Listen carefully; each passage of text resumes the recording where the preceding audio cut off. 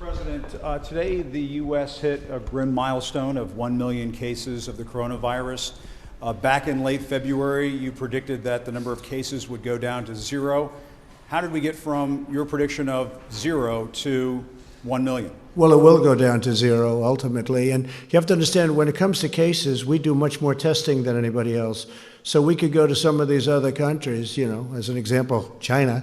If you test, you're going to show many more cases. So we're doing more testing than any other country in the world by far, which we just discussed over in the Oval Office. So we're going to show more cases because we're doing much, much more testing, double anybody else. Somebody said if you add everybody else combined, that would be a number. And it will be at the appropriate time, it will be down to 0, like we said. Weren't the experts at the time saying that the number of cases would go up, we would have community spread? Well, experts, yeah. Was warning about this. Right. Also, experts, many very good experts, very good people too, said that this would never affect the United States. It wouldn't affect Europe. It wouldn't affect anything outside of China. So we were listening to experts, and we always will listen to experts. But the experts got it wrong. A lot of people got it wrong, and a lot of people had no idea it would be this serious. I listened to experts. I'll tell you what, I did something that the experts thought I shouldn't have done. I closed down our country and our borders. I did a ban on China from coming in other than U.S. citizens. And we did very strong checks on even our U.S. citizens. Ron DeSantis was telling me before that when they came in, people were put into quarantine, people were checked, and we're doing that now. So, yeah, I think we did something well ahead of schedule. We did that at the end of January. People were talking about this wouldn't have an impact, as you know, even into March. So I think we've done a great job in the sense that we were early. I think by banning China and banning people coming in who would have been very heavily infected, we probably saved hundreds of thousands of lives. So on that, I'm very proud. Yeah, please. Mr. President, it's actually Secretary Mnuchin as well. What about the idea of another round of stimulus payments to American taxpayers directly? Democrats, of course, up on the Hill are talking about the idea of guaranteed income, which obviously could go on for months and months and months. Yeah. What about another round of Well, I like the idea of payroll tax cuts. I've liked that from the beginning. That was a thing that I really would love to see happen. A lot of economists would agree with me. A lot of people agree with me. And I think, frankly, it's simple. It's not the big distribution, and it would really be an incentive for people to come back to work and for employers to hire. The double tax on the company and also on the person. That's what I like, and something like that could happen. Also, I think you have to look, because a lot of people are talking, I assume your next question would be about states. And Steve and I talk about it, and I talk about it with Mitch and with Kevin and with everybody. And the problem with the states is we're not looking to recover 25 years of bad management and to give them the money that they lost. That's unfair to other states. Now, if it's COVID-related, I guess we can talk about it.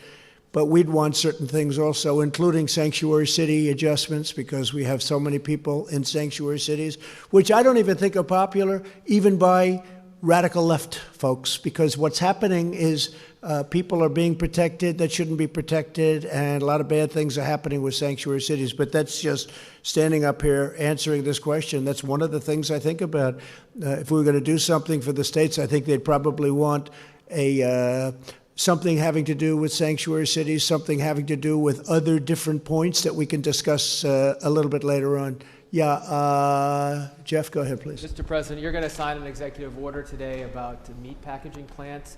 It affects liability for them. What efforts or what measures are you looking at for liability for other industries and other businesses? Well, we haven't been talked about. It hasn't been asked on other industries yet. But with the meat packing and with the transportation, we have had some difficulty where they're having a liability that's really unfair to them, and we're going to be doing that. I think, Mark, we're going to be doing that fairly soon. It's getting drawn up. I should be signing that over the next hour or so, taking the liability, which frees up the entire system. And I fully understand it. Not their fault. Yeah, please go ahead. Thank you, Mr. President. Now, over here first. Mr. President, I just want to go back to what we discussed a little earlier today. Are you considering asking airlines to test passengers on international but also domestic flights? Yeah, we're looking at doing it on the international flights coming out of areas that are heavily infected. As you know, Brazil is getting to that category. I think they're going to be okay. I hope they're going to be okay. He's a very good friend of mine, the president. But I think that we're going to look at it from the standpoint, I was discussing that with the governor of Florida, with Ron, a little while ago. So we're going to be looking at that coming in from other countries, frankly, but South America seems to be one that's talked about because they have so much business going into Florida. With all of that being said, Florida's done incredibly well, and they're starting to open up very rapidly. But we will be looking into that in the very near future. We're looking at it very strongly. And the airlines will have this responsibility. Either the airlines or government, one or the other. We're working with the airlines. Maybe it's a combination of both. Kristen, go ahead. Thank you, Mr. President. Some health experts say the U.S. needs 5 million tests per day by June in order to safely reopen. You unveiled a plan yesterday that will increase testing, but not by that much. Why not? And can you get to that benchmark? Well, it will increase it, and it'll increase it by much more than that in the very near future. We're way ahead of everyone on testing. We haven't been given the press in terms of, I think, fairness of the press, but that's okay, and that's why I appreciated the statement before by Yahoo. We are way ahead on testing. We are the best in the world on testing. We've tested much more than anybody else, times 2. Or every country combined. We've tested more than every country combined. And they keep talking about South Korea, and I'm very friendly, as you know, with President Moon, who just had a great victory, a new victory, as we're very happy about. But he will tell you how well the United States has done on testing, and he told me that very strongly. The quality of our test is the best, and the number is the best. Now, with all of that being said, we will be going to an even higher number, and it goes up exponentially. And I've told you that. We inherited a very broken test, a broken system and a broken test, and within a short period of time, we were setting records. So we have set records. We've done more than the entire world combined. We've done more than any other country in the world. So I think we've done a really good job. Now, with that being said, not everybody feels as strongly about testing as others. We have some governors that are very strong on testing. We have other governors, frankly, that aren't nearly as strong on testing. Their test is much more modest, and their real test is when people stop getting sick, and they'll be able to do that too. And I understand both systems very well. But we're going to maximum testing, even though some people won't even want to use it. I hear you saying you're confident you can surpass 5 million tests per day. Is that? Oh, well, we're going to be there very soon. If you look at the numbers, it could be that we're getting very close. I mean, I don't have the exact numbers. We would have had them if you asked me the same question a little while ago, because people with the statistics were there. We're going to be there very soon. We're really doing. I mean, I watched your report on NBC today, and it was an incorrect report because we're really doing a great job on testing. Unfortunately, the administration, the people that work our government, hasn't been given the kind of credit that it deserves. Last month it was about ventilators. Now we have so many that we're able to give them to Italy, France, Spain. Other countries have been asking us for ventilators. We're making over 150,000. We've distributed thousands and thousands. New York is in great shape with what we've done, as you know. New Jersey's in great shape. We spoke just recently. Ivanka just spoke with the governor, and they're in very good shape with the ventilators. I mean, everybody has, and most of them have far more than they'll ever need. They're starting to send them back. So nobody went without a ventilator, and yet if you read the media from a month and a half ago, it was all about ventilators, and ventilators are tough. That was a tough thing, but we should be very proud of our country. We took assembly lines, and they converted from cars and other things into ventilators, and the job that we've seen has not been seen since World War II. What they have done in terms of the manufacture of very high-grade ventilators is amazing. So now we don't hear about that. And I noticed that the testing is starting to die down because we now have the best testing anywhere in the world by far, and we have more. And that's a good thing. That's a very good thing. I'm happy about it. We had a call yesterday with governors, and I will say that I'm sure many of you were on that call, even though you shouldn't have been. They shouldn't have been, Amy, but they were. I wonder how that happened. But you heard the governors were thrilled. Now, the following day, if you'll get a Democrat on the call, they'll say, you know, I saw some of them today. They were so thrilled yesterday on a call that they thought it was a close call. And today they were good, but they weren't the same as they were yesterday because that's the business. They want to try and win on November 3rd. But we're doing a job the likes of which nobody's ever done. And I'm not talking about myself. I'm talking about people in the Army Corps of Engineers, where we built hospitals, where we built thousands and thousands of beds all over the country. New York, what we did was incredible. 2,900 beds in a matter of days. What they've done is so incredible. And FEMA, what they've done. And the doctors and the professionals and all of the people that you see me with all the time. These are great people. And they've really done a great job. And now our country's opening up again, and I think it's going to be very, very successful. I think that, Larry is here. We talked about it, and we talk about it all the time. I think that third quarter, it's obviously a transition quarter, but I think it's going to be okay, maybe better than okay. Larry thinks better than okay. I think even more so than I do. And then I think fourth quarter will be great. And I think next year is going to be a tremendous year for this country. Jennifer? Yes, on the PPP loans, can you say who's going to be responsible for that review that Secretary Mnuchin mentioned on the loans above $2 million? Who exactly will be responsible? The SBA will be responsible, and they have a team of people. They'll bring in additional people, and again, I want to assure the American public and the American taxpayers we will make sure that these certifications were done accurately, or the loans won't be forgiven, and there will be liability. Today told some Republicans on a phone call that he does not want to fund infrastructure in a coronavirus stimulus bill. Do you have a reaction to that? I think Mitch is looking at it, as I do, to an extent, as the infrastructure. He likes infrastructure. We all do. We have to rebuild our country. $8 trillion has been spent. I wasn't in favor of it. I can tell you that in the Middle East. $8 trillion. Think of it. And yet you wanted to fix a pothole in a roadway or in a highway in this country, and you didn't do it because they didn't have the money, because so much money was spent in the Middle East. Well, that's, as you know, a whole different story now. And we want to do infrastructure, but a lot of the Republicans would like to keep that as a separate bill. So we'll see how that works out, Jennifer. We'll see. Yeah, please. Mr. President, you said at the top of your remarks that you feel the worst of the pandemic is behind us.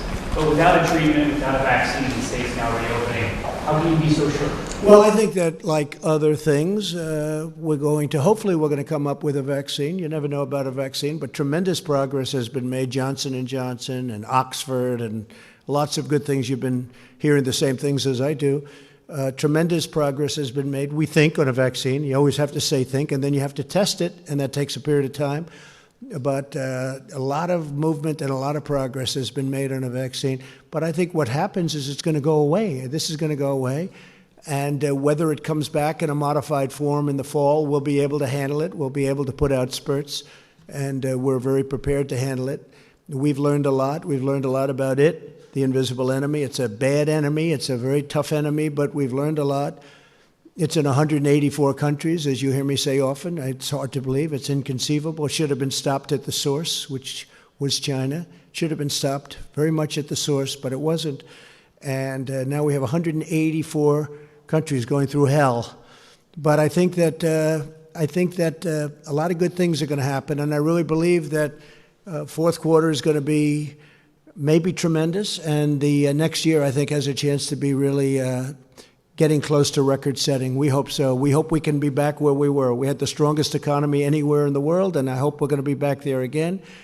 Go ahead, please. Mr. President, you've spoken about your friend who passed away. I was wondering if you've spoken to the families of anyone else who has lost loved ones to COVID-19, if there's any particular stories that have affected you. Well, I have many people. I know many stories. I've spoken to 3, maybe I guess 4 families.